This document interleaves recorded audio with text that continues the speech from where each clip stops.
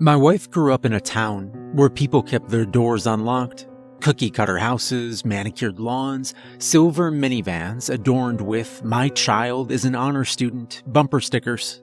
We've all visited a town like it. Maybe you've lived in a similar town. Maybe you live in one right now.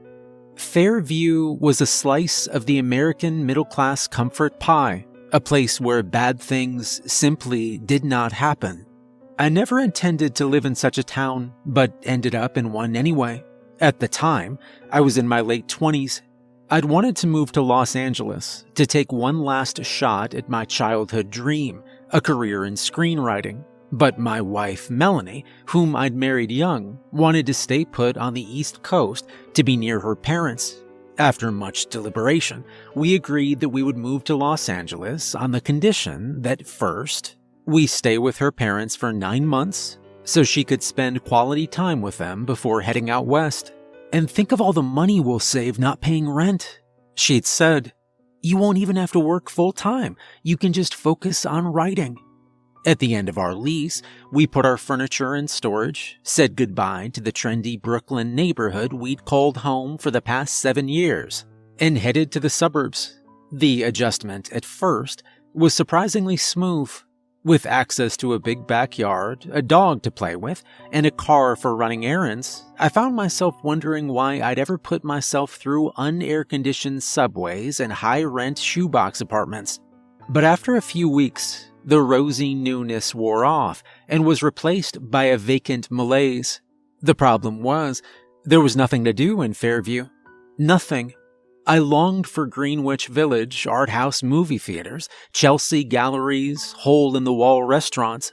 I even missed sweating on the subway. At least subway sweat was interesting. My boredom was at its worst in the afternoon. With the move, I'd gotten a part-time as a video editor at the local news station. I worked the night shift, which paid well, but meant that I hardly spent any waking hours with Melanie, or anyone else for that matter. I thought that the solitude would be a fruitful source of writing inspiration, a way to get a head start on a feature script or a TV pilot before we went to LA. But it was not to be.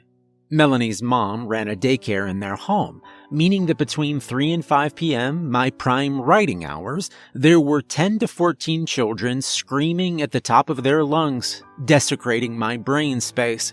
I suppose I could have gone to a coffee shop or a library to work.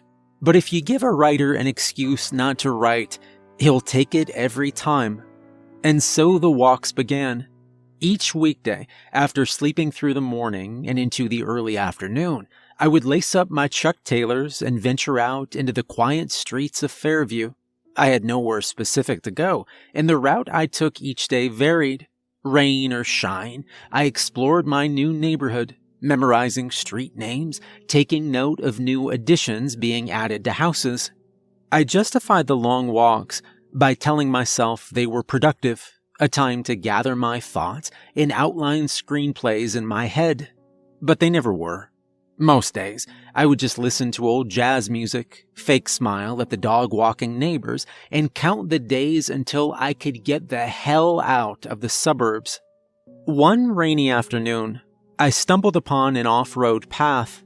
The path ran under a set of towering power lines and seemed to carry on endlessly. I stopped and stared, intrigued. It felt both out of place and right at home, like pimples on a teenager. I looked for signage telling me I wasn't allowed on the path, but it was unmarked, which I took as an open invitation to explore. Anyway, I told myself, I could always leave if anyone gave me a hard time. In a move that would haunt me for years to come, I stepped off the pavement onto the gravel. The rocks made a dreamy, satisfying crunch beneath my feet, an audible signifier that I'd crossed over.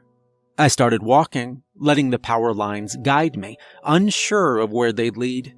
5 steps onto the path, it was like I'd left Fairview. The sides of the path were damp and muddy. Overgrown weeds stretched up through cracks in the gravel and tickled my exposed knees. The smell of sewage permeated the air, wafting up as if from the earth itself. Mosquitoes nibbled at my ankles, rodents scurried around and burrowed into the ground, probably to get away from me. But despite its wretched ugliness, I found the path to be quite lovely. Having lived in the city for so long, there was an element of grimy danger to which I'd grown accustomed and, quite frankly, missed. The path filled that void. On the path, I was vulnerable, alert, alive. But mostly, I was alone. Yes, there were signs of life on the path, a few torn blankets, some newspapers, a collection of empty Icebreakers gum containers, the big ones that held 100 pieces.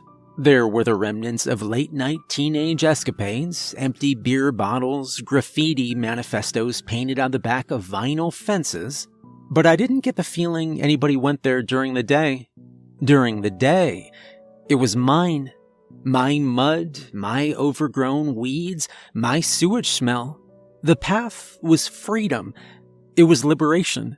It was an ounce of control in a life that every day felt more and more like it belonged to somebody else. I didn't walk too far down the path that first day. I wanted to leave some mystery for the next trip. The second day, I went a little farther, and even farther than that the third and fourth days. After a week, I walked so far that I came home late for dinner. "Where'd you walk today?" Melanie said. "Around," I said. "Around where?" "You know, the neighborhood. Nothing crazy." One of the most curious features of the path was how it cut straight through Fairview, like an artery. Houses ran parallel to the path, their backyards separated only by a row of fencing. Most of the fences were tall, white, and opaque, but the ones that were short or otherwise see-through offered a rare glimpse into suburban life. Untended sprinklers, bee-infested wooden sheds, neglected swing sets. Sometimes I'd see a housewife through the window, sipping her afternoon wine. Or I'd catch a TV playing Fox News to a sad, empty room. I found it fascinating how some houses, which looked so pristine from the front, appeared to be in total disrepair from the back. For every new paint job, there were 10 peeling shingles, 2 cases of stained siding, and a green scummy pool filled with tadpoles. It was as if the residents started refinishing their houses, but ran out of money after the contractors finished the facade. I suppose the owners of the houses figured nobody would ever see the back, because who in their right mind would be walking down this disgusting path and think to look in?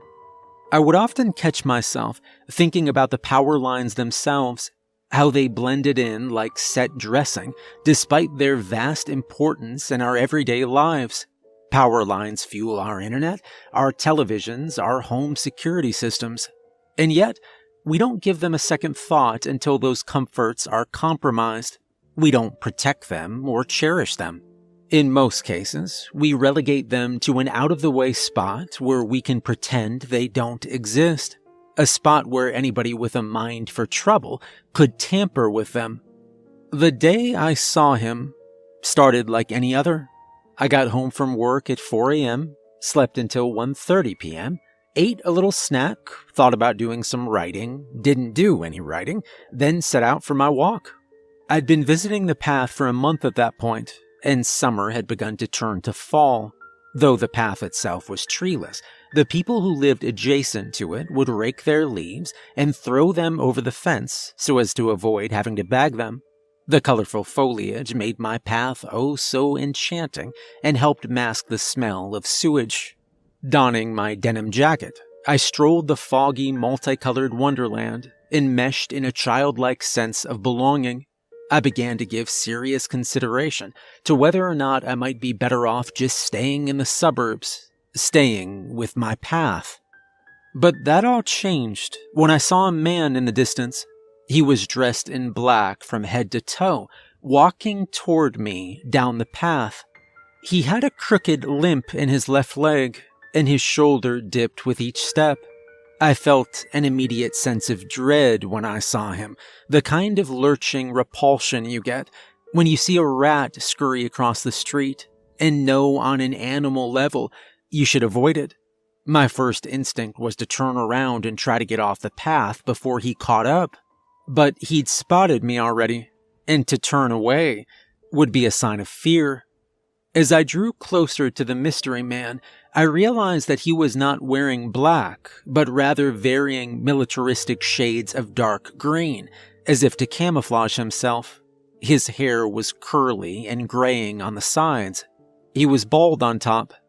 The sewage smell flared up as we approached each other and continued to grow stronger with each step. He had holes in the knees of his pants, holes on the elbows of his jacket, holes in the top of his shoes. He kept his hands in his pockets, but if he was wearing gloves, I'm sure they would have had holes in them too. And then I saw his face. His face, it was not ugly per se, but there was something off about it, something hard to place. There was the dirt, a layer of sweaty grime that coated his forehead and cheeks and made him look splotchy. But that wasn't it.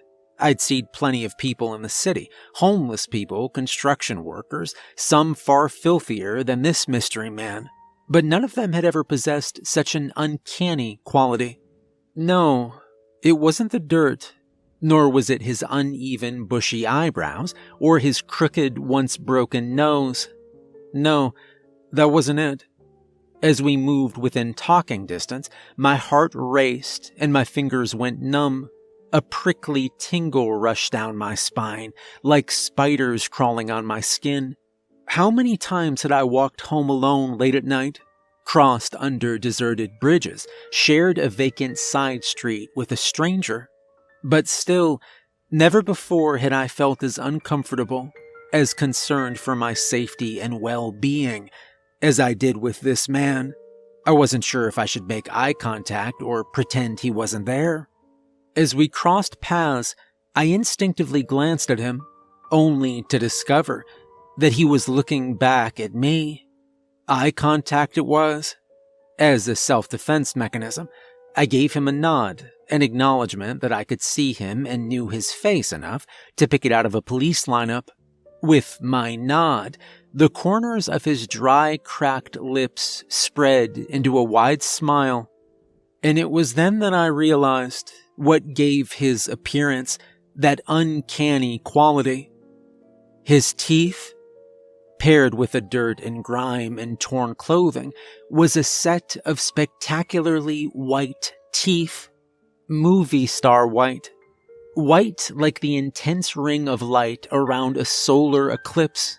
These Cadillac white teeth were out of place on such a disheveled man, as if they'd been stolen from another mouth and implanted in his via black market bathtub surgery. They were a bit large, too, like they didn't quite fit. And while he smiled at me with those porcelain pellets, and I stared back, I heard a small sound that cut through that of the dead leaves and gravel crunching below the man's water-stained boots. It was a kind of rhythmic sucking pop that, with the motion of his jaw, I recognized as gum chewing. He looked me in the eye for a moment longer, though it seemed like he was looking through me, not at me, popped his gum a few more times, and walked on. I kept walking too, picking up my pace and trying not to make it obvious that I was peeking back over my shoulder. When I did catch a glimpse of the man, he was about 100 feet away and showed no signs of slowing. With my second glance, he faded into the horizon. Alone again on the path, and once again feeling safe, I let out a loud, relieved laugh. How paranoid I'd been to suspect that man. How judgmental. Yes, he was dirty, and his teeth were a bit odd, but all he was doing was taking a walk, same as me. And since when was that a crime? He was probably just as afraid of me as I was of him.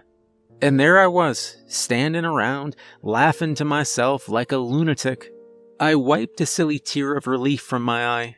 This town, I reminded myself, nothing bad ever happens in this town. Weeks passed, and I continued my walks down the path, switching out my denim jacket for a winter coat and my favorite orange beanie. I didn't see the man again, But a few new gum containers, which I figured probably belonged to him, did appear during that time. I spent Thanksgiving and Hanukkah down in Florida with my parents. The warm weather and pastel scenery was a welcome change from the dreary northeastern cold. But after 3 days of my mom telling me about her friend's son who worked in finance and how he might be able to connect me to a higher paying job, I found myself missing Fairview. As soon as I got back, I took a nice long stroll. Melanie took 3 weeks off around the holidays, one last hurrah where the family could all be together uninterrupted by work. This vacation put her at home during the daytime when I would normally go walking. While I was thrilled to finally spend some time with her, I couldn't help but feel each day was incomplete without my walk of solitude. There were a few afternoons when I was able to convince her to go on walks with me, but Melanie was quick to complain about the cold, and we ended up cutting the walk short. "Why don't we just go home and have hot chocolate instead?" Melanie would say. We celebrated Christmas on the night of the 24th. It was a cozy evening filled with laughter and good food. We all wore pajamas and opened presents at midnight. Melanie's parents bought me a new pair of boots. "We know how much you like to walk," Melanie's father said as I tried them on. Since we'd celebrated the night before, the plan for Christmas Day was to go out to a movie and eat Chinese food. Having grown up in a Jewish household, this made me feel right at home. Melanie's family even let me pick the movie. We woke up late, cleaned up any leftover mess from the night before, and had a leisurely breakfast. The weather was warm for Christmas Day, hovering in the low 40s. An intermittent drizzle fell throughout the morning and coated the landscape in gray. Had we not purchased our movie tickets in advance, the weather may have been enough to keep us home. As we navigated the neighborhood in Melanie's parents' minivan, a blue light, obscured by rain and fog, appeared in the distance. "What's that?" I said. "What's what?" Melanie replied, craning her head. She squinted. "Looks like a police car. Maybe it's the Santa thing." "Santa thing?" Melanie's dad said. You've seen it, Dad. Every year, the thing where the police drive the guy in the Santa costume and he hands out the candy canes." "Isn't that the fire department?" I said. Melanie shrugged. We pulled up and the scene came into view. The light was not coming from a single police car, but many. They were parked in a line down the street. I counted 8 in total, all of the SUV variety. A brigade. At the end of the line of cars were 2 ambulances. The car in front of us slowed down, presumably out of curiosity, which gave us a chance to take a look as well. Halfway up the block, there was a house surrounded by yellow police tape. A few police officers stood on the lawn, trekking across the wet grass and pulling up mud with their boots. One of the officers had a clipboard in his hands and was taking notes, while another pointed at the grass and spoke. Having watched so many movies, the demeanor of the police officers surprised me. I was used to fast-talking cops with sharp haircuts who had all the right moves. But these cops were the opposite of that. They looked uncomfortable, timid, unsure of their actions. One, in particular, a young cop, younger than me, probably no older than 25, looked pale, green, and a little nauseous. His cheeks were puffy and damp, as if he'd been crying. He stood with his hands in his pockets and rocked gently back and forth on his heels, keeping his red eyes trained on the ground. When the front door opened, the car in front of us stepped on the brakes to watch. We were on a narrow 1-lane road, so we had to stop as well. 2 paramedics emerged from the door, wheeling out a body draped in white cloth. After a few feet, the wheel of the gurney got stuck in a deep groove on the sidewalk. The paramedics counted to 3 in unison, then lifted the gurney to get it moving again. The cloth-wrapped body looked little, half-sized. Feeling guilty about gawking, I turned my head away from the scene and caught a glimpse of the across-the-street neighbors. They were out on their front porch, reclining in lawn chairs, watching the drama unfold. They had Santa hats on their heads, beers in their hands, and looks of giddy fascination on their faces. Whatever unfortunate event was taking place had turned into a spectator sport. The front door of the house burst open again. This time, rather than medical or police professionals, a lone woman stumbled out. She looked to be in her mid to late 30s. Her curly brown hair was a mess, and one sleeve of her salmon-colored nightgown was slipping down to reveal a freckled shoulder. She'd clearly been crying. The woman took a few dizzy steps, then started running after the paramedics, her bare feet slapping against the paved walk-up. As the paramedics loaded the body into an ambulance, the woman tripped over her feet and dropped to her knees on the wet lawn. No, don't take him, she cried, throwing her arms out and bending at the waist as if in prayer. The paramedics shut the door of the ambulance, and the woman, too distraught for words and now choking on her own spit, began letting out a throaty, animalistic keening. Even though the car window was closed, I could hear how violent the sound was, how much it was shredding her vocal cords. The paramedics drove away, and the woman went limp, flopping down in the grass and lying face down. A sad-looking man with hunched shoulders and an unstylish mustache came out of the house and peeled the woman off the ground. The front of her gown was soaked through and stuck to her breast and abdomen as they rose and fell with each desperate breath. I was called into work that night. It was Christmas, but if you work for the news, you work when there's news. It was my assignment to cut together the segment about the house with the weeping woman, making me both the editor and a primary source. There, working late into the night, in a closet-turned editing room, I learned what had really happened. The story revolved around a married couple, who, in the continued pursuit of anonymity, I will refer to as Jeff and Stephanie Sarkob. Like Melanie and me, Jeff and Stephanie had spent their 20s in the city. He worked as an analyst for a mid-sized investment company, and she worked as a secretary for a since-dissolved PR firm. They met at a bar on the Lower East Side and fell in love instantly. After dating for a couple years, they tied the knot with a modest but charming wedding in Cape Cod. They moved shortly thereafter. 11 months after the move, they welcomed their first and only child, Ethan, into the world. In the almost decade since Ethan's birth, Jeff and Stephanie had slid comfortably into the Little Leagues coaching, crustless sandwich-making life of suburban parents. Ethan, a chipper if not slightly hyperactive 9-year-old, was a Christmas fanatic. Among with his favorite holiday pastimes were decorating the tree, going to see the Rockettes at Radio City Music Hall, and making hand-drawn cards for his parents. But his favorite tradition, without fail, was sleeping downstairs on the couch on Christmas Eve in the hopes of meeting Santa Claus. Each year, he would stay up as late as he could, only to awake the next morning and find that he had just missed the big man in red.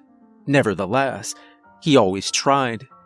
The year that I discovered Ethan, he'd staved off sleep until 12:15, a new record, before he finally succumbed to exhaustion, shut his little eyes, and dozed off. Once Ethan was asleep, Jeff and Stephanie tiptoed into the living room and slid Santa's presents under the tree. Jeff took a few bites off the carrots Ethan had left for Rudolph, and Stephanie nibbled the cookies and sipped the milk. They went upstairs, got in bed, and fell asleep to an episode of Criminal Minds. When they awoke at 11 a.m. the next morning, having gotten their best and most complete night of sleep in 10 years, Jeff and Stephanie knew something was wrong. Normally on Christmas morning, Ethan would have woken them at the crack of dawn, buzzing with excitement over Santa's visit. But they hadn't heard a peep from him. They got out of bed and walked down the stairs, both secretly praying that they would find Ethan sitting crisscross applesauce next to the Christmas tree, surrounded by wrapping paper, playing with one of his new presents. But upon entering the living room, Jeff and Stephanie discovered a bizarre scene. Gone were the cookies, the milk, the carrots. Gone were the stockings, the ornaments, the presents they had left under the tree. And, most noticeably, gone was their son. The only Christmas-related items left in the room were the naked fir tree, and beneath the tree, a single, unfamiliar gift-wrapped box. A box which neither Jeff nor Stephanie had placed there. Nobody knows how they reacted, not even Jeff or Stephanie, who were so rattled by what came next that they explained it to the police 3 times, differently with each telling. But since I've now had some time to think it over, I've taken the liberty to imagine how the events of the morning might have transpired. Picture, if you will, Jeff and Stephanie standing dumbfounded at the base of the stairs, each waiting for the other to take initiative and make a move. Stephanie places an open hand on her chest. Jeff curls his big toe inside of his fraying cotton slippers. Finally, unable to bear the silence, Stephanie mumbles, "Should we open it?" "Yeah," Jeff says, his voice cracking. Jeff takes a step forward towards the tree, his mustache fluttering with each nervous breath. He reaches the tree and wraps his plump fingers around the edge of the box. He picks it up, surprised by its heft. Giving the box a timid shake, Jeff turns and looks back at Stephanie, whose fingers have moved from her chest to her mouth as she gnaws off her candy cane-patterned nail polish. She gives Jeff a nod, as if to say, "Continue." Jeff unties the bow and peels off the wrapping paper with neat and unnecessary precision. He folds the discarded wrapping paper into a small square and places it down next to the box. Jeff opens the lid. For a moment he smiles, relieved at the sight of his son staring back up at him. "Oh, there's Ethan," he thinks to himself. "We had nothing to worry about." But his smile fades as Jeff realizes that there is nothing but air in the space between the ground and the box in his hands. "What is it?" Stephanie says. Jeff doesn't answer. "Babe, say something, Jeff." Jeff turns to Stephanie. Jeff starts, unable to finish the sentence. Jeff reaches into the box and grabs Ethan, pulling him out by the hair. Stephanie shrieks and collapses to the ground. Jeff, startled by Stephanie's reaction, drops Ethan's small head. It rolls a couple of feet, smudging semi-dry blood across their Tuscan yellow IKEA carpet. Jeff vomits, and Stephanie screams again. And she keeps screaming, without pause, until a few hours later when I see her through the window of Melanie's family's minivan. At around 4 a.m., my boss popped his head into the editing room. He was wearing a Santa hat and strap-on beard. His eyes were bloodshot, tired. "You can go home if you want." He slurs. "I know this is supposed to be your day off." "I don't mind. I'm almost done anyway." I say. "All right," he says. "Well, there's some more eggnog in the..." He burps and pats his chest. "In the break room. You want me to get you some?" "Sure," I say. "Copy." He walked out of the room, and I looked back to the screen. Alone again, I began second-guessing my decision to stay. I just reached the part of the story where the reporter was talking about the police finding the rest of Ethan's body in the fireplace, and I couldn't help but wonder if so much negativity was bad for my mental health. My boss returned a minute later and handed me a cup of eggnog. I thanked him, took a swig, and got back to work. After another hour of editing, I finished the segment. I was about to hit the export button, but decided that this piece, this subject matter, deserved one last watch-through for mistakes. I hit the spacebar, and the video began.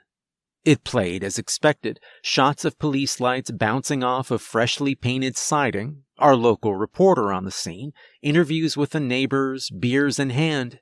I hate to see it, but it was some of my finest editing work. I couldn't help but admire how compelling the story was, how much it drew me in, made me want to invest my time. Near the end of the video, I noticed that I'd forgotten to include a Ken Burns effect on a photo of the Sarkob house.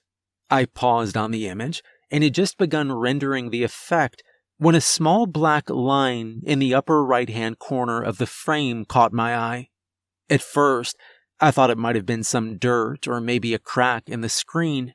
I reached out and tried to scrape it off with my fingernail, but the surface was smooth and unblemished. I zoomed in on the black line, and it grew larger. Up close, I could see that it was three-dimensional, rounded out, receiving light from the same source as the rest of the house. It was part of the image. I stared at the pixels, trying to make sense of this strange charcoal sky spaghetti. And then I recognized it. The angle, the placement, the gentle curve. It was a power line running parallel to the Sarkob house, lurking just barely in the distance. I hit the export button and waited in silence. The moment the video finished, I grabbed my coat, put on my orange beanie, and headed for the exit. On the way out the door, I heard my boss say, "Merry Christmas." I rode my bike at a rapturous pace from the studio to town. The freezing winter air bit my face. Watery, clear mucus ran down from my nose to my upper lip and filled my tongue with a taste of salt. The roads, lit by a subtle green and red glow of Christmas lights, were eerie and desolate. I had a tight feeling in my stomach, a crocheting of my innards that reminded me I was riding into trouble. I cruised past Melanie's house. The light was off in her window, our window. I worried that the loud clicking of my poorly lubricated bike chain might wake the family dog, but I made it past the house without a single bark. Onward. I rode my normal walking route, which seemed shorter and less interesting on a bike. The sun had just begun to rise when I arrived at the power line path, though it hadn't yet reached the horizon, leaving the landscape stark and blue. The leafless trees hung over the scene, ominous and dark. The gravel on the path was too loose and rough to ride over, so I climbed off my bike and hid it behind a wild pine bush. Then, with my body shaking from a combination of cold and nerves, I set off down the path on foot, one last time. I observed the familiar details and noted how they'd changed in my 2-week absence.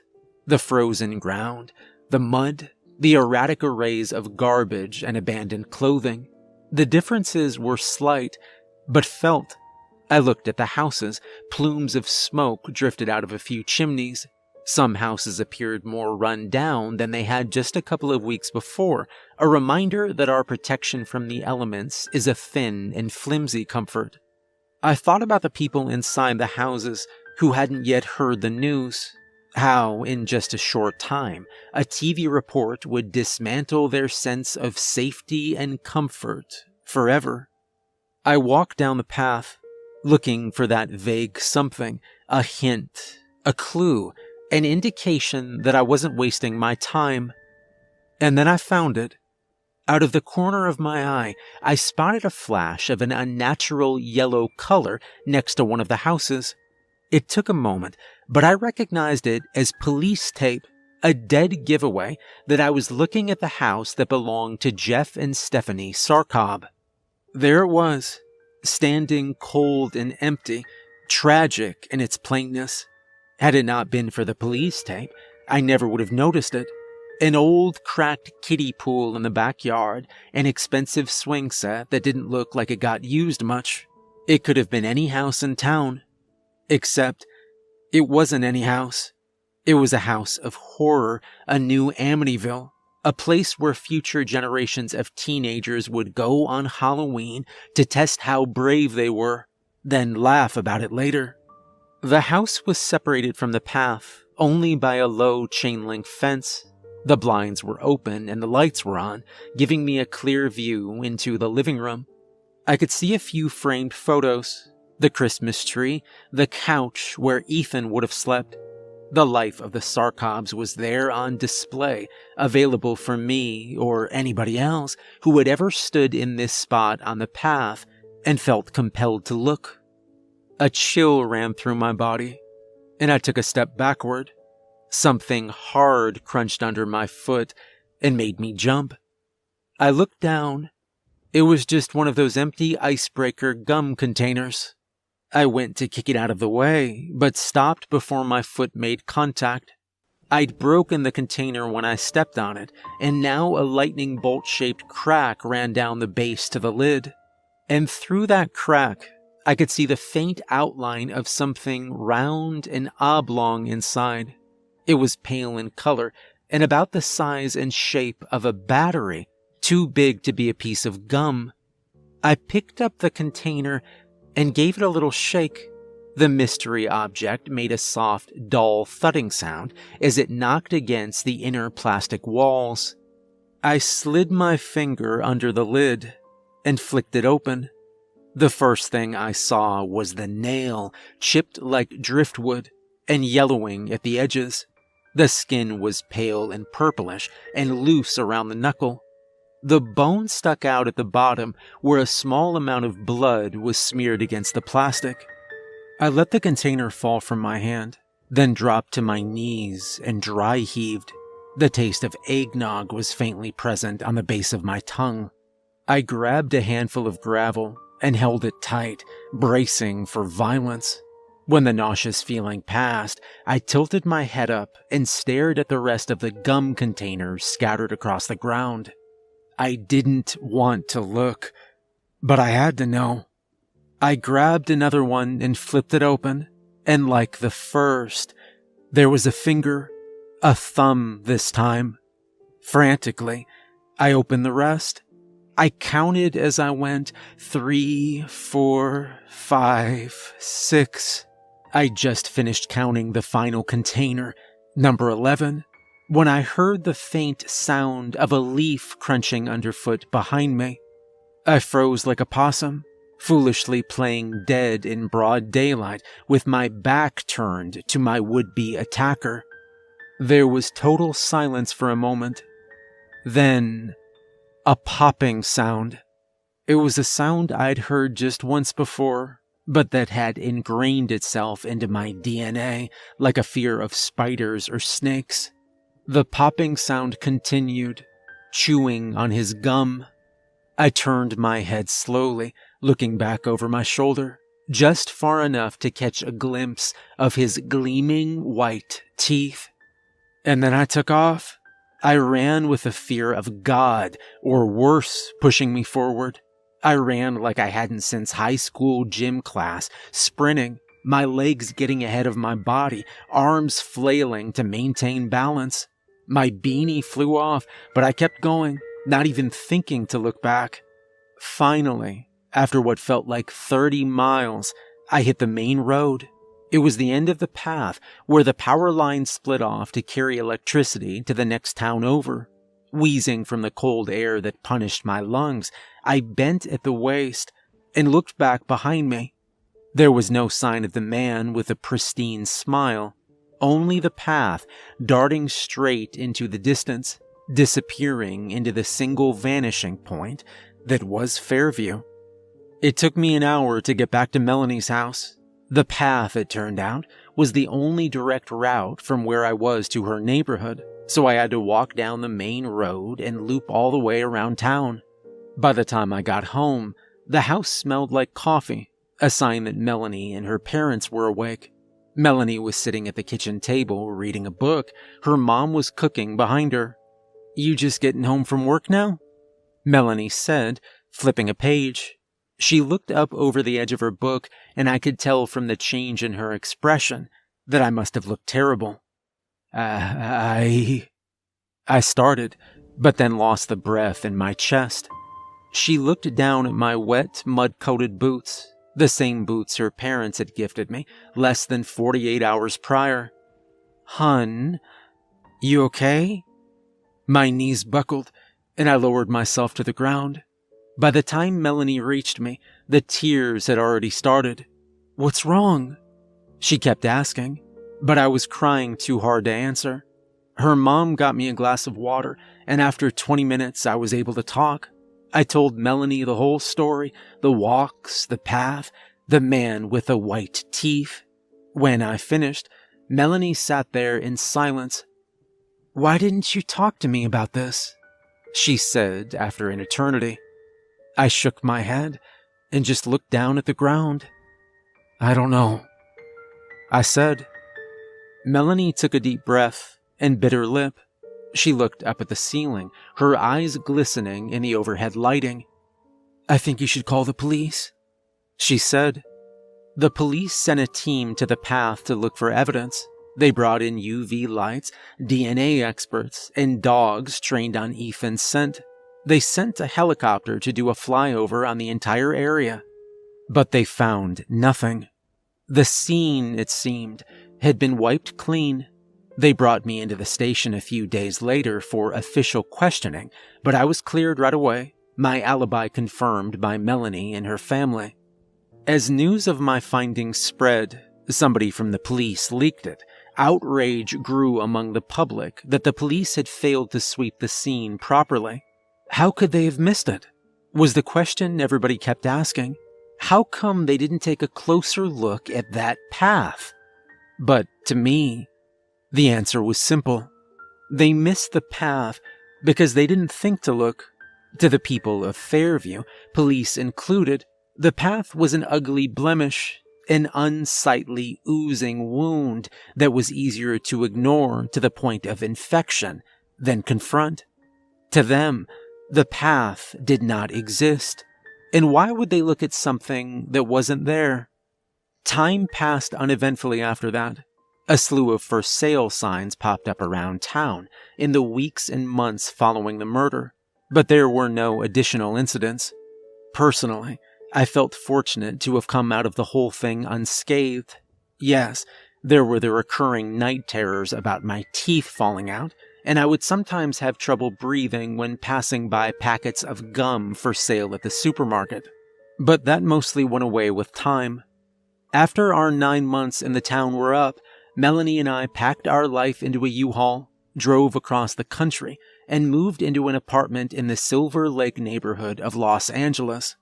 She spent her days working remotely from home, and I spent mine trying to write screenplays at a coffee shop on Sunset Boulevard. After a full year, I was able to piece together a presentable script, a hard-boiled serial killer mystery. Nothing groundbreaking. I sent letters to agents and managers all over town and heard back from only 2, both of whom informed me that, for legal reasons, they weren't allowed to accept unsolicited material. I started going for long drives during the day, wasting large amounts of money on gas to see how far I could get into the desert and still make it home in time for dinner. Sometimes I imagined myself driving into Death Valley until the sun melted the car and I became one with the sand. One evening, after driving all the way to Primm, Nevada and back, I found Melanie sitting at the kitchen table, her eyes wet, tears drizzling down her cheeks. "What's going on?" I said. She looked up at me and said the thing that had been on both our minds for the past few months. "I don't like it here, and I want to go home." We ran out our lease, packed a U-Haul, and went back to her family's house in Fairview, completing our extended cross-country trip. I returned to my job at the news station. It was like we'd never left, and nothing had changed. One day, on a whim, I decided to go for a walk. I perused the neighborhood, letting my feet guide me. It was winter again, and the Christmas decorations were out in full force. After a series of random turns and curves, I found myself facing a familiar street, a street that led to a familiar path. Fear ran through me like an acid flashback. But still, I was drawn to it. I took a step forward and walked toward the path. When I arrived at the entrance, I was both relieved and disappointed to find that the town had put up a metal gate blocking off the path. The gate featured 2 steel locks and 3 no trespassing signs. So that's that, I thought. I turned to walk away, but stopped as an image popped into my mind. Wheels, spokes, handlebars, an under-lubricated chain. I figured that the bike wouldn't still be there, but it was worth checking. I walked around the pine bush, and sure enough, there it was, dirty and rusted, but still in good enough condition that I might be able to sell some parts and recoup a bit of the money I'd blown on the move. I dug the deflated wheels out of the grooves in the ground, into which they'd sunk. As I pulled the bike away from the bush, a piece of orange fabric fell off one of the handlebars. I bent down to pick it up, and I froze when I realized what it was. My beanie, which I'd not seen since it had fallen off my head, was as bright and orange as the day I bought it. I pinched the fabric between my fingers. It was soft and clean and smelled of laundry detergent, not at all the condition in which one would expect to find a piece of clothing that had spent almost 2 years outside in the Northeast. I turned my head and let the bike fall to the ground. The frozen bell clanked as it impacted an above-ground root. The wind blew, and my body shook. I was suddenly cold, colder than hail, colder than night, colder than vast and empty space. My teeth chattered and knocked against the inside of my skull. Hands shaking, I pulled the beanie onto my head and crossed my arms for warmth. And there I stood, freezing and alone, looking over my shoulder in a town where bad things just don't happen.